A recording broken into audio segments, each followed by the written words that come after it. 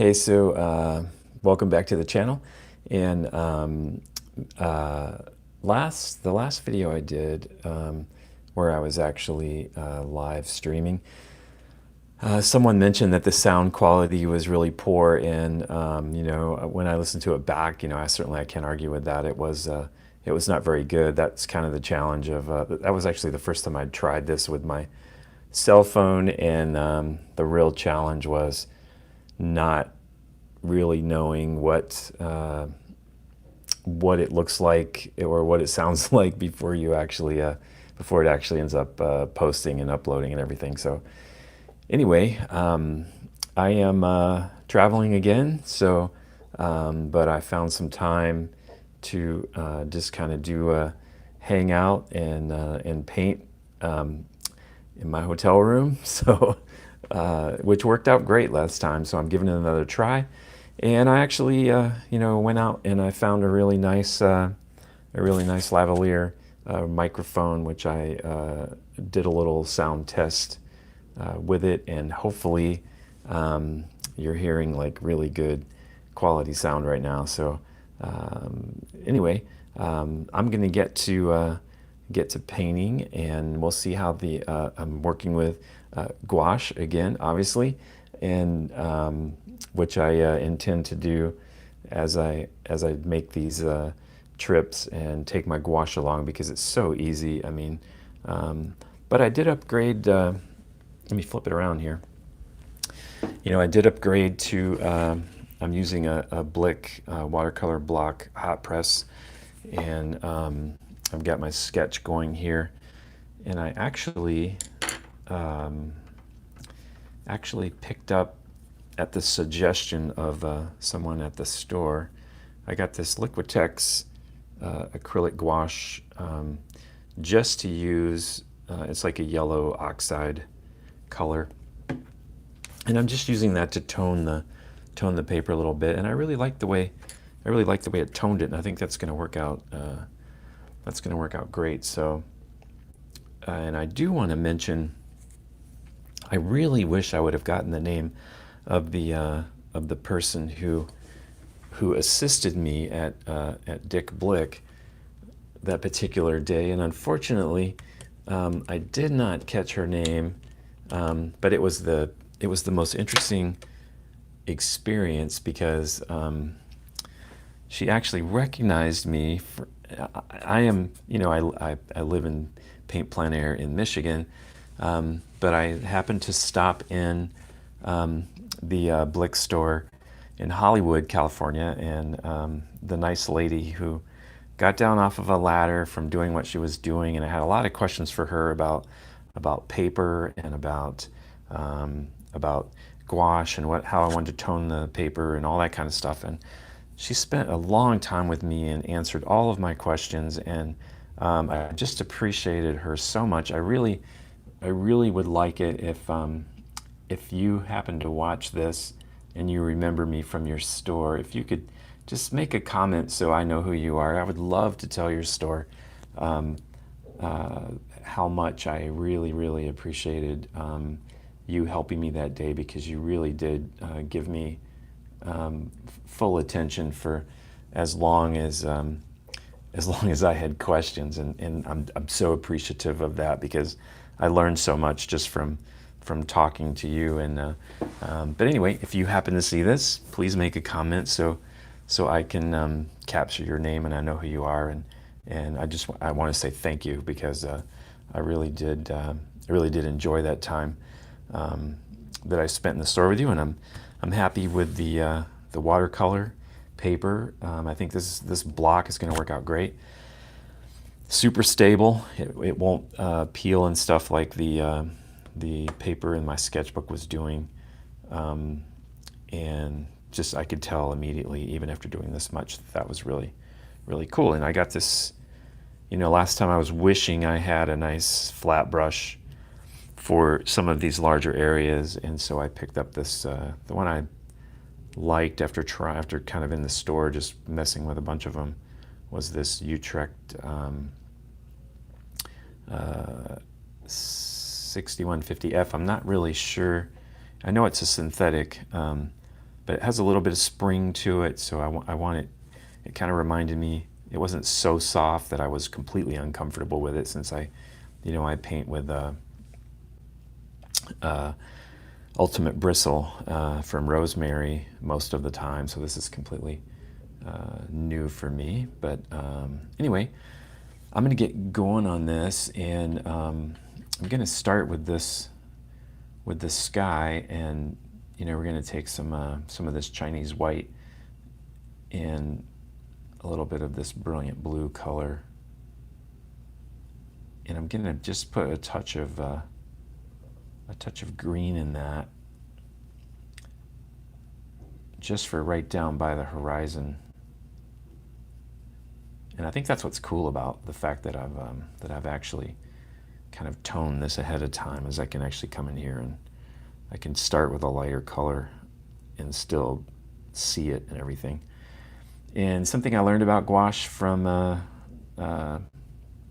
couple of folks who commented was that light colors get darker as they dry, and dark colors actually get lighter as they dry, which I was completely fascinated by. And if I think if you're a person who just really loves midtones, this is your thing, because everything seems to want to go that direction. If dark wants to get lighter and light wants to get darker.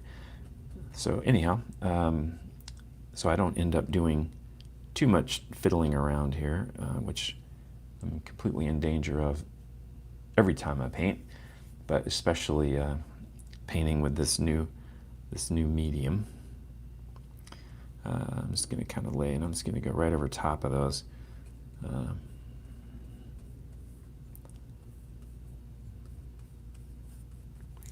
And yeah. And it's actually, I'm not quite sure. Yeah, wow, it's almost 1 o'clock in the morning back on the East Coast, so I don't suspect many of my friends back there are tuning in, but they'll see this later. So so there you have it. So I'll just kind of work around maybe just a few of these palm trees. And by the way, the scene that I'm doing is one that I'm very familiar with, having grown up in Okeechobee, Florida. This is actually very much what it looks like. A lot of people don't really know that a lot of Central Florida are kind of cow pastures and dairy farms and things like that. And that's exactly what I'm painting here, is one of the cow pastures. And I wanted this to be a little bit washy, because I didn't want to get too carried away right away, because that allows me to even go over my pencil marks and still be able to see them. So, and then I'll come back over top of this with some more brilliant blue here in a second. So I grew up here, and so this particular scene is very familiar to me, and I think I could probably paint it from memory, but I'm working off of a photograph that I took last time I was in Okeechobee visiting my dad, and so I grabbed a few photographs. And in this particular stage of any painting, the goal is to keep yourself from getting too fussy, and not easy to do at any rate, but yeah. So that's what I'm thinking about as I'm doing this, is I'm trying not to get too fussy. And yeah, so then I'm going to take a little ultramarine and mix it in with that kind of brilliant blue that I had, which is going to get me more of a kind of a cobalt color. I'm going to lay some of that in here. And I really like the way this color is kind of coming through. The yellow oxide that I painted in the background is kind of coming through a little bit. It looks really cool. So And actually over here we've got kind of just a little cloud formation, not a lot. And I want some texture in this guy, so I'm trying to be conscious of not just swiping sideways here. So I'm using the edge of the brush sometimes, and then the flat part as well. Yeah, and then I can see that I'd like to come back with maybe just a little warmth.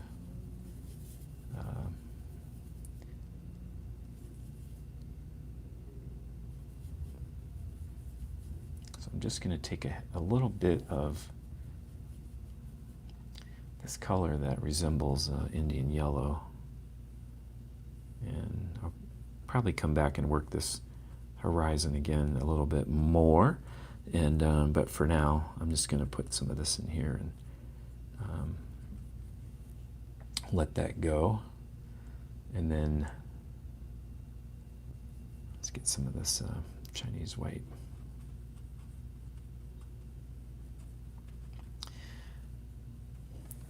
And I'm hoping that by using 2 lamps here, you're not getting a whole lot of glare. So it looks like it's actually doing okay.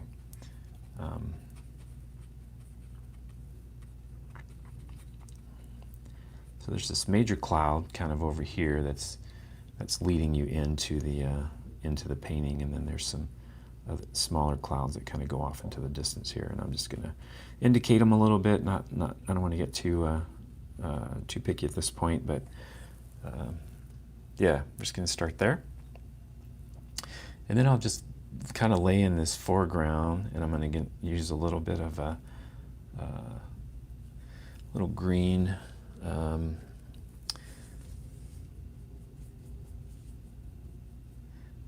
And actually the name of this green is escaping me at the moment, so let me take a look real quick. But I'm going to put some yellow in it because this is a very, very yellow green, kind of late summer field here. And I'm just going to lay this in here. And it's interesting, you know, it's absolutely true that that these you think you're putting on something that's a pretty light value, and then it just goes dark on you. That's a pretty good learning curve. It's actually an olive green that I'm using, and I think it needs a little more yellow in it,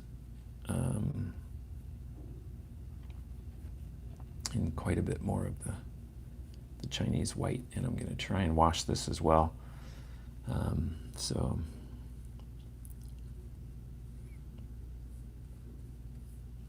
if I keep it in sort of a wash, I'll be able to see it pretty good. So I'll be able to see what's behind it pretty good.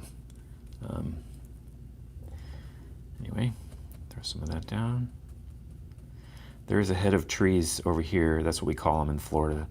A group of old oak trees and things like that, and palmettos and palm trees and stuff. When they grow together, we tend to refer to them as a head of trees, and that's exactly what this is over on this side. And the horizon line's right there.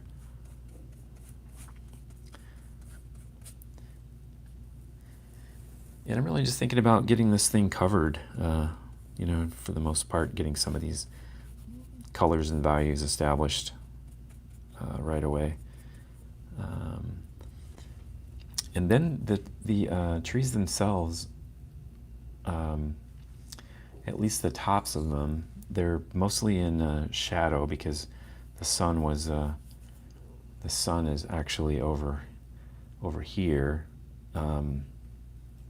It was kind of lighting from this direction, so these are actually lit up more than the ones that are in the foreground, which are mostly lit around the top here. So I'm going to come in and start with a kind of a darker shadowy tone, and I'm using that olive green and a little bit of ultramarine blue, and I'll actually put a touch of orange in that, because I want the shadow, because the sun is so strong, I actually want the shadow to remain a little bit warm rather than cool. So And we'll just throw in some of these shapes here.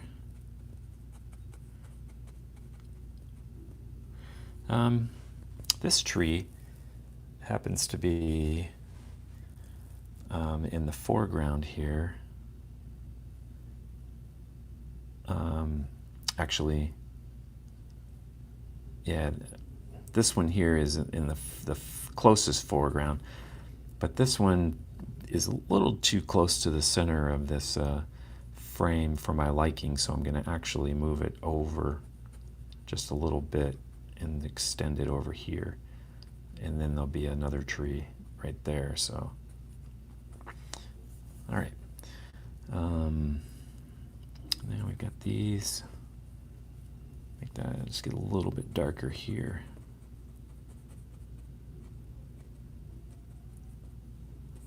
And then the shadow side of this larger one that's in the foreground. I'll actually put a touch of red in that too, to keep it warm.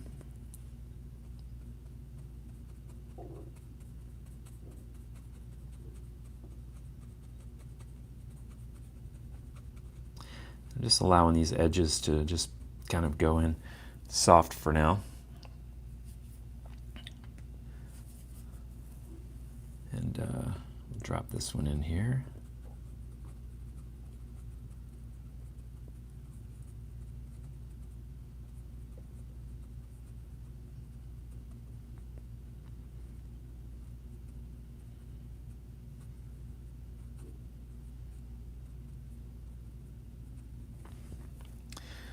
All right, and then I'll go ahead and pick up these in the distance, which have a lot more yellow in them.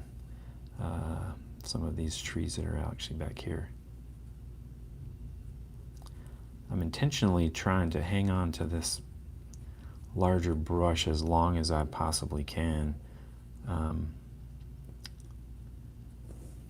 then in the for the distant trees here, the head of trees that's actually in behind there is quite a bit darker than the trees that are in front of it. So I'm going to just drop this in here. And those are oak trees, so this is a lot more solid.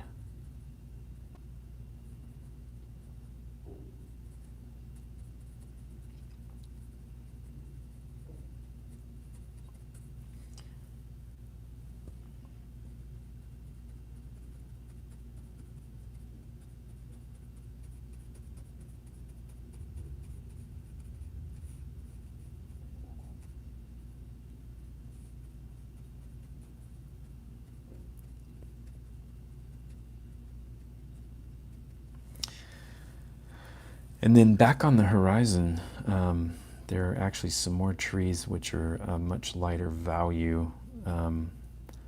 So I'm going to go a little lighter than I think they should end up. And these sit way back here, so it's another grouping of trees, but they're way back on this horizon. So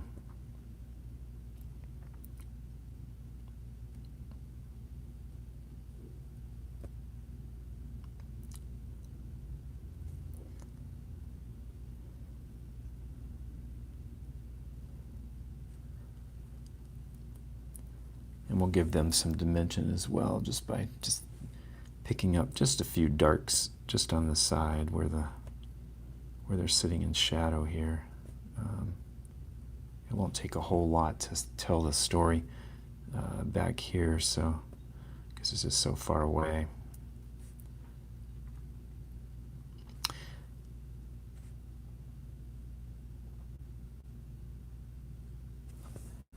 And then I'm going to actually come back over top. I'm going to get some highlight here. So we're going to go both directions. We're going to go darker, and then we're actually going to go lighter. Then I'm picking up a little lemon yellow for that, and that'll just sit in some of these highlighted areas here.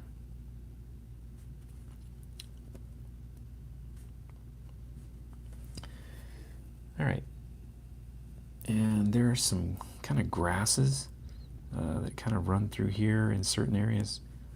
And I'll just kind of create a little texture without trying to get too crazy, but I think I'm going to switch brushes here for this, because I can lift easier with this one than I can with the really flat one. So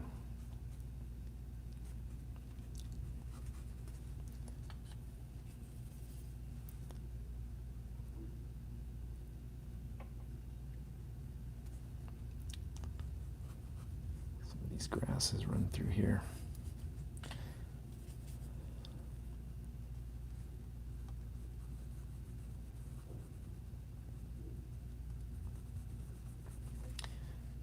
And I'll get some more of the lemon, because there's also some kind of sunny, bright areas in here.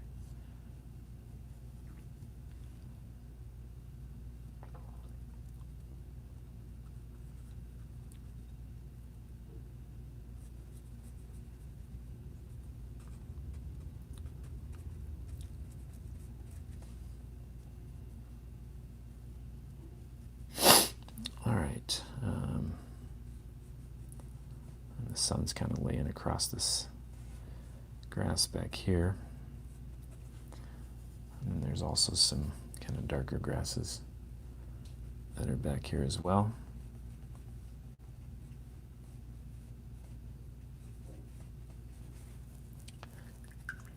All right.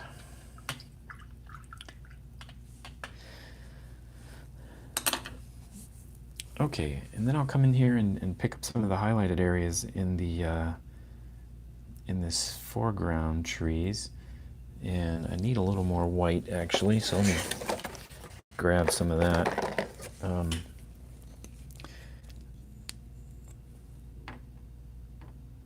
right, that should be plenty. All right, so I'll get some more white. And some of these branches, actually the palm branches have, some of them have kind of turned yellow in this particular. And I think I can push these, just push these up a little bit, and they're just catching some light up toward the top. So kind of bright green in this area. And then there's also some in shadow, so I'll just pick up some of the tops. A little bit over here, and then a little bit darker green. Sort of like a mid-tone, not quite enough. Sort of like a mid-tone of some of these in here.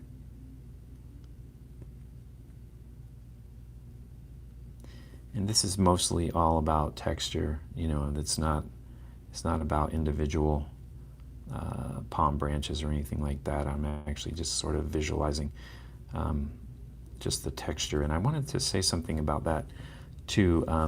When you're painting these, when I'm painting from a photograph in general, like anytime, one of the things that I'm really trying to think about is I'm trying to react to the photograph rather than actually paint the photograph. And you can it's sort of like imagining yourself there on the scene, looking at it, because it's really easy to think about, trying to replicate what it is that you see in the photo rather than reacting to it. So I'm looking at it with a different eye, not trying to do it exactly as I see it, but I do a lot of squinting, and I want to kind of see the big shapes and stuff more than the individual parts. And if you focus on that, it actually helps a great deal to not get your paintings from photographs to look too, they just lose their impressionist feel sometimes if you get too carried away with that. So so this kind of this whole center area There's a few over here, maybe we're just catching a little bit of light, so I'll grab a couple of those. I do really like the texture of this, the gouache paint. I like it very much, actually. And then these are catching a little bit on the lower part. A lot of deep shadow in there. And then there's sort of a brownish color, which I think I'm going to get with a little alizarin crimson, and some lemon yellow, and a little bit of green. Will give me sort of this brownish color, but this one had a lot of that brown in it, so I'll throw some of that in here. And then there's a big part of that that's in shadow as well. And some of the shadows need to be deepened just a little bit. So I'm actually going to pick up some alizarin and quite a bit more of the ultramarine blue. And these shadows in here are really dark. Maybe I should clean that brush first. All right. Yeah. So now I can get a nice dark color here. I hope that you actually enjoy these. Yeah, I like that warm shadow right there.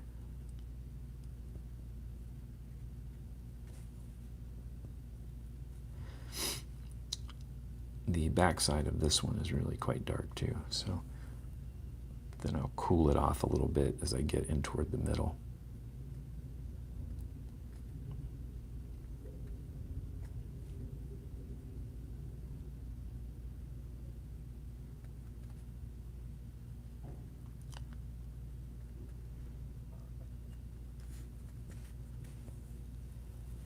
All right, then we got a little deep shadow back in here. Kind of where there's some palmetto brushes and things like that down in there. I'm looking at my battery on my phone, which when I'm doing video I've noticed it disappears in a hurry, so I'm gonna have to keep a close eye on that. And if I have to switch and put the charger where the microphone is, I will do that. But anyway, I will jump as quickly as I can to the this foreground. There are kind of some bushes that are in here, and I'm gonna grab those with a different brush.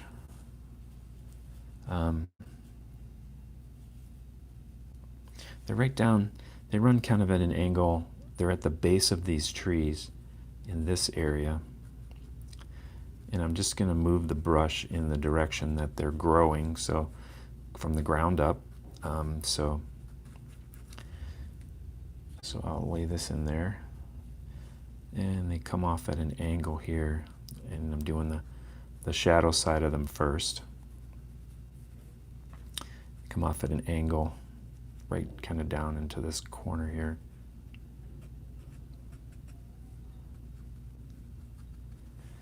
And they too, like the trees, have these kind of strong shadow areas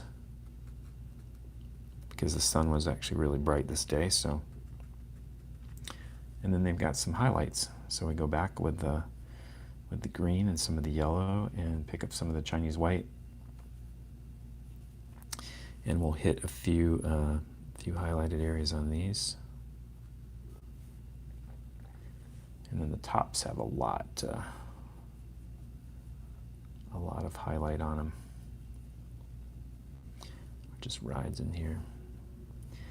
And when you look at a Florida landscape like this, there are a lot of greens, but some of them do actually start to look an awful lot alike. And when you really squint, that's kind of what you see, is a lot of different green colors that kind of blend together almost when you squint. So this foreground, where it's mostly a flat plane, it's actually taken on a lot of sky color. So I'm going to come in with some of this brilliant blue, and I'm going to drop some of that in this really foreground here, just so we can, just where the grass was laying really flat, it was picking up a lot of sky color. So I will lay some of that in and then do the same. Going to highlight some of that as well.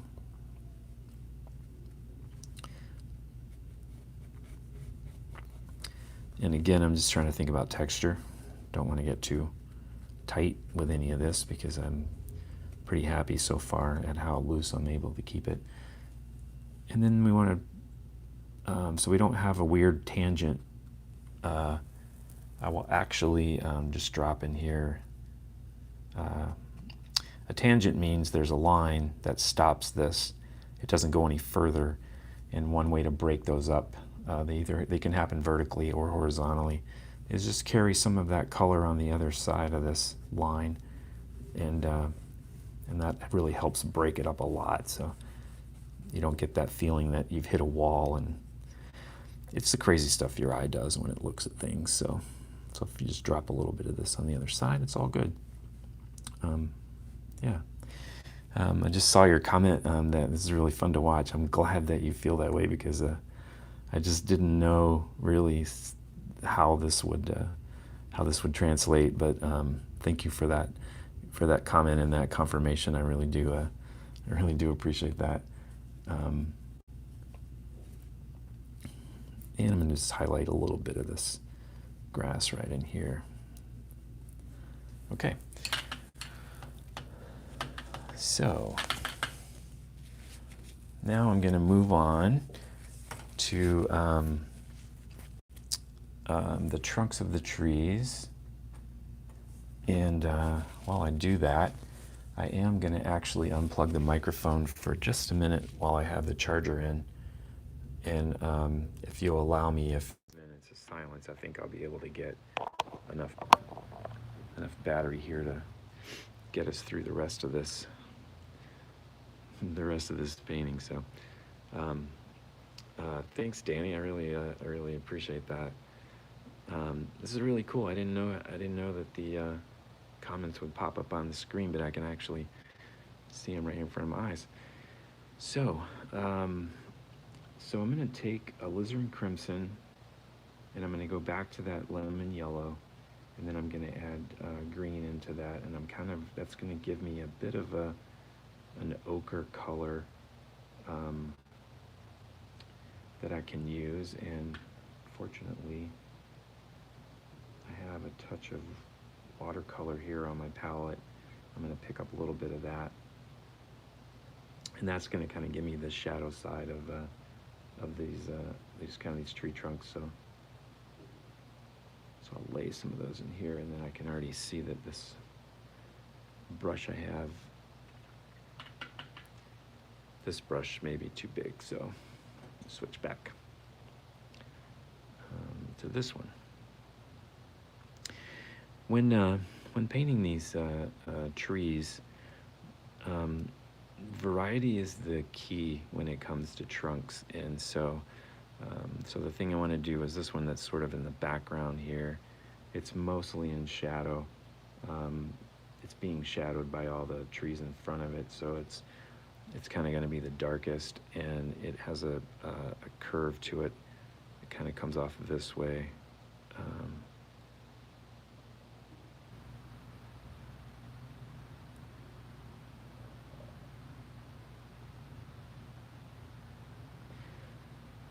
And then this one that I pushed over to the right a little bit, it still comes off of this side of this side.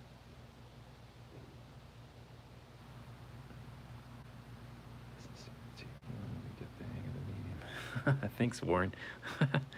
Yeah, it's I really do.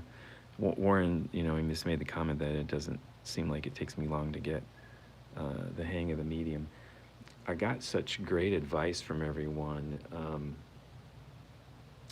Yeah, me too, Danny. I mostly paint from life. But yeah, I got so much great advice from everyone when I did the last one, that I did a little bit of practicing so that I could capture some of that, and then this one that's right here in the foreground actually sort of reverses curve and comes the other direction, so it has a curve to it this way. And if you've seen Florida palm trees, you know what I'm talking about, how they tend to get pushed around by the wind and take on these curves. I actually kind of like these broken edges sometimes, rather than keep them really tight. So then I'm always thinking about spacing. How far are these apart? How far is this one apart? And try not to have them all be the same. And even if they're that way in nature, I try and make an attempt not to do it that way in reality. And this smaller one that's kind of in the background, I'm going to keep it a little tighter to this tree here. And then there's just one more that I have over here, and it's actually going to kind of lean in the other way, because they're sort of growing out from the center, and they're all reaching for their own light, so to speak. So they do sort of branch out and try and accomplish that. So I'll drop that in, and then we'll go into the Chinese white here and get our lighter side of these.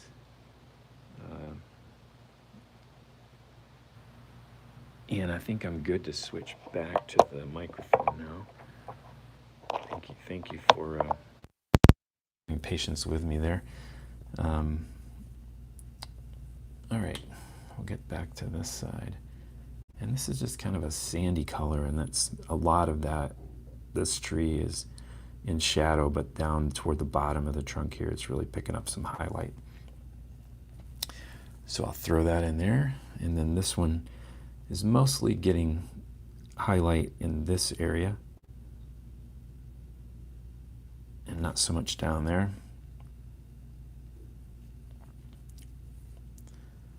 And I'll just add a little bit of yellow to this one. And this one's kind of doing the same.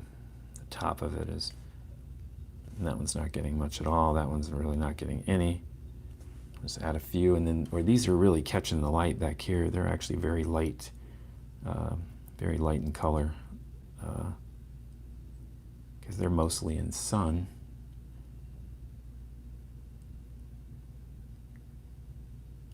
So I'm just going to keep this light on dark. That counter change works out perfect, actually. The fact that head of oak trees in behind there is actually, and Warren, I saw your message pop up there.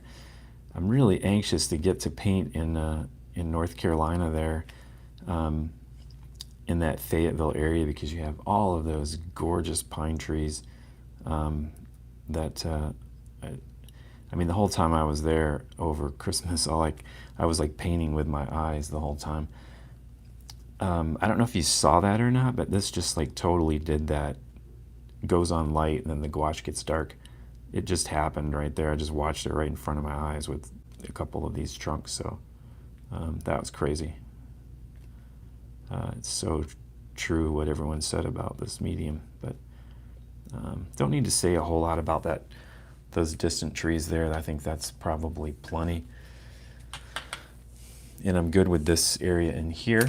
And I just want to add a little bit of highlights on this grass where the sun is hitting it. In the distance there, I'd like it to be even just a bit brighter. So I'm going to get quite a bit of this lemon yellow, and I'm going to use quite a bit of white in that, and get sort of a mustardy yellow color, and we'll see how that goes on.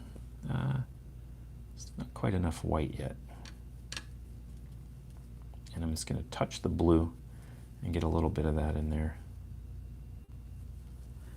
It definitely picks up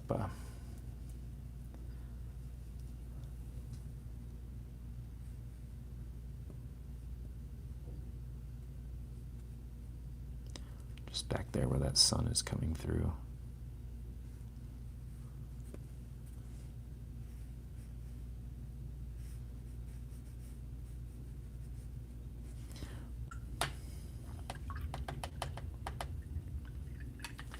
All right, now I think I can just about finish this one up with a few highlights in these clouds back here. So just where the light is really coming across the middle of it, I'm going to throw some of this Chinese white in here.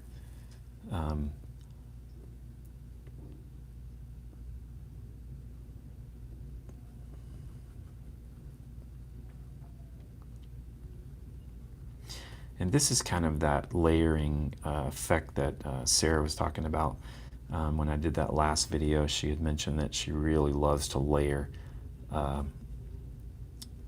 gouache, and you know, I'm going over wash with something more opaque, and then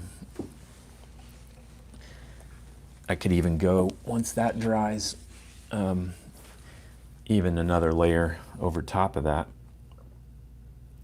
There was so much water in that brush, just wants to come off there. So then I'm going to take a little bit of the ultramarine blue and get sort of a gray color here. I want just a little bit of a bottom to this cloud that just has a little bit of a gray color to it. So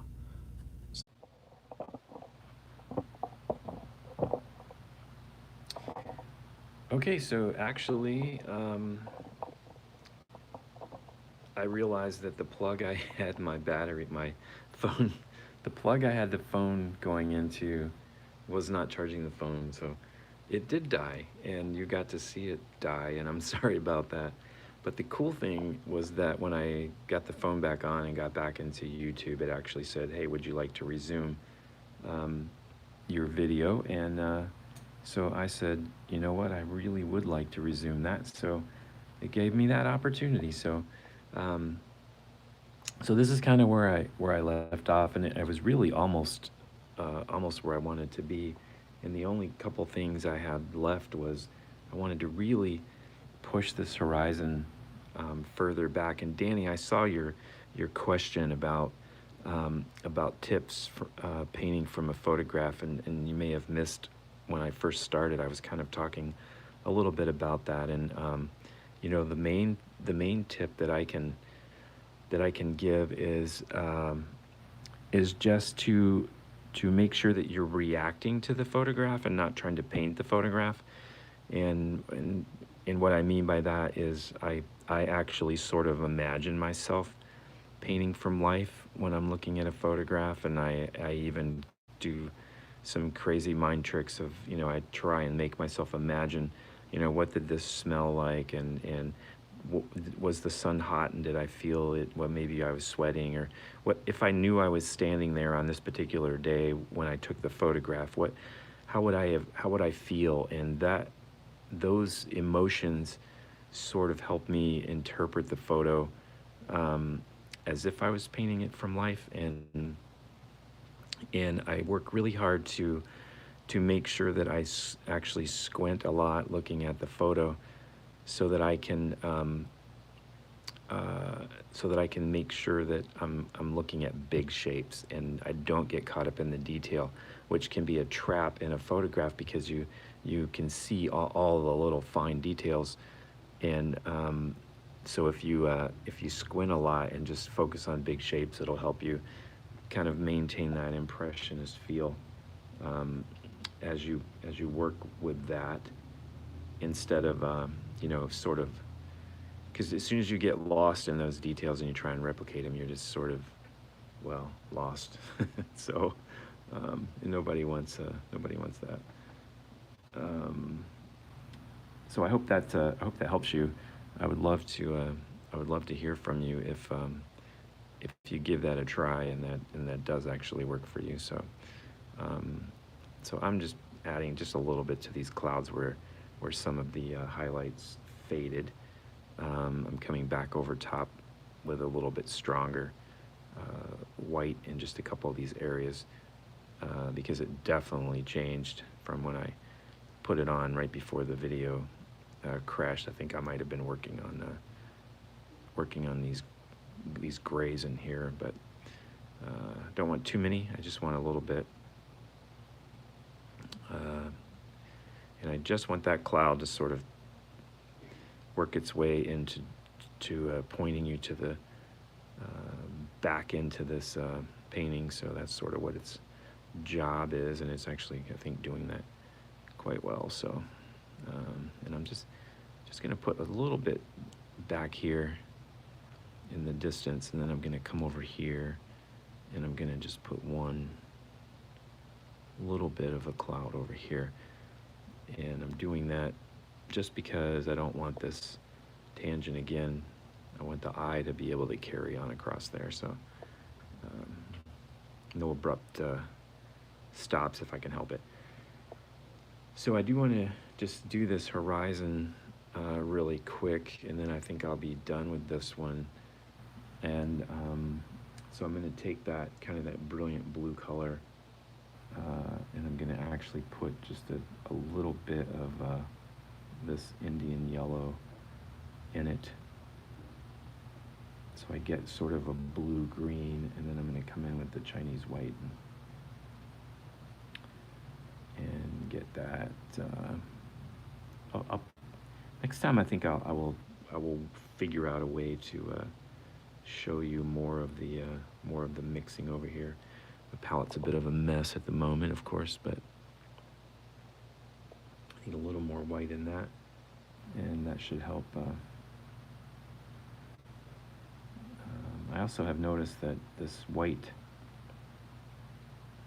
will not lighten a mix as quickly as titanium white will. So I'm actually using a lot of white because I'm not getting my mixes right the first time. But anyway, I'm going to just come in here on the horizon and just throw in, I wanted it to be a little bit lighter, so it ends up just pushing that back a little further into the distance. So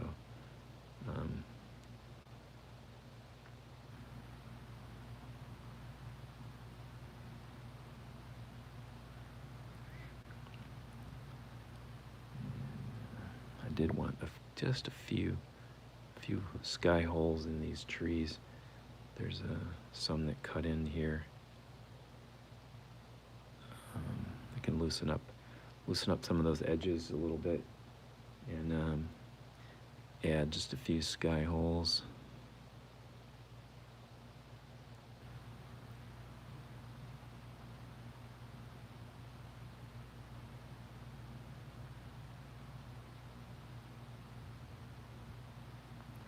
All right, not too many, just a little, just a few. It's about all it'll take to indicate what's happening there. There aren't very many in this area because this is just really a lot of shadow, but I do want one right there. All right, and then I'll do that, just put a little bit more back here on this horizon over here just to get some color in here. That actually had a lot of water in it. Something about these particular round brushes, they hold a lot of water.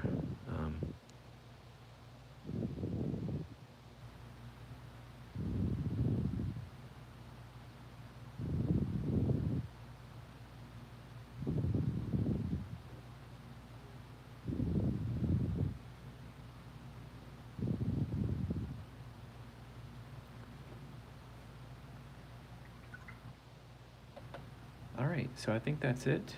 And I am sorry that the video cut out while you were watching it, but you can hopefully come back and catch the end of this after it uploads. And I wanted to say thank you so much for hanging out with me while I paint and work on this new gouache thing. Love the paper. It worked perfectly, so super happy about that. And I really like the new brush. It did exactly what I was hoping it would do. So yeah, I'm happy, and hopefully you're happy. And if you're not a subscriber, please hit the subscribe button and follow along with all of my plein air adventures and my traveling gouache paintings and whatever other crazy things I might be up to. So, all right, so I will, I'll catch you later.